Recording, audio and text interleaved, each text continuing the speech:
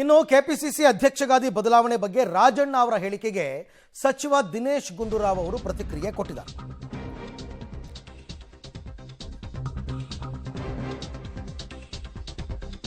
ಸಾರ್ವಜನಿಕವಾಗಿ ಇದೆಲ್ಲ ಅನವಶ್ಯಕ ಚರ್ಚೆ ಆಗ್ತಾ ಇದೆ. ಇಂತಹ ಹೇಳಿಕೆಗಳನ್ನ ಕೊಟ್ಟರೆ ಯಾವುದೇ ಪ್ರಯೋಜನ ಇಲ್ಲ. ಏನೇ ಇದ್ರೂ ಹೈಕಮಾಂಡ್ ಮಟ್ಟದಲ್ಲೇ ತೀರ್ಮಾನ ಆಗಬೇಕು.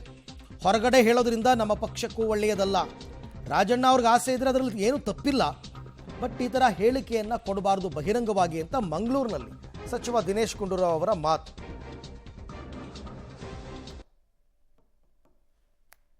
ಸಾರ್ವಜನಿಕವಾಗಿ ಇವೆಲ್ಲ ಅನಾವಶ್ಯಕ ಚರ್ಚೆಗಳಾಗ್ತಾ ಇರೋದು ಸರಿಯಲ್ಲ. ಈ ಥರ ಹೇಳಿಕೆಗಳು ಕೊಟ್ಟು ಏನು ಪ್ರಯೋಜನವೂ ಕೂಡ ಇಲ್ಲ. ಏನೇ ಇದ್ರೂ ಕೂಡ ಅದು ಹೈಕಮಾಂಡ್ ಮಟ್ಟದಲ್ಲಿ ಅಲ್ಲಿ ಮಾತಾಡ್ಕೋಬೇಕು, ಅಲ್ಲಿ ತೀರ್ಮಾನ ಆಗಬೇಕು. ಯಾರಿಗೆ ಏನೇ ಅವರಲ್ಲಿ ಏನೇ ವಿಷಯಗಳಿದ್ರೂ ಕೂಡ ಅಲ್ಲಿ ಹೇಳ್ಕೊಂಡು ಅದನ್ನು ತೀರ್ಮಾನ ಮಾಡ್ಕೊಳ್ತಕ್ಕಂಥದ್ದು ಒಳ್ಳೆಯದು.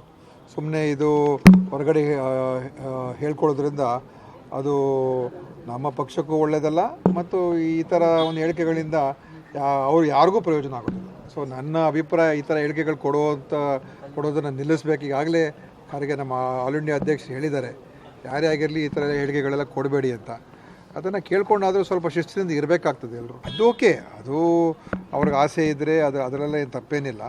ಅದೆಲ್ಲ ಅಂತಿಮವಾಗಿ ಪಕ್ಷ ಏನು ತೀರ್ಮಾನ ಮಾಡುತ್ತೆ ಎಲ್ಲರೂ ಒಪ್ಕೊಳ್ತಾರೆ. ಅದು ಯಾರೇ ಆಗಿರ್ಬೋದು, ಏನೇ ಆಗಿರ್ಬೋದು, ಎಲ್ಲರೂ ಒಪ್ಕೊಳ್ಳೇಬೇಕಾಗ್ತದೆ, ಒಪ್ಕೊಳ್ತೀವಿ.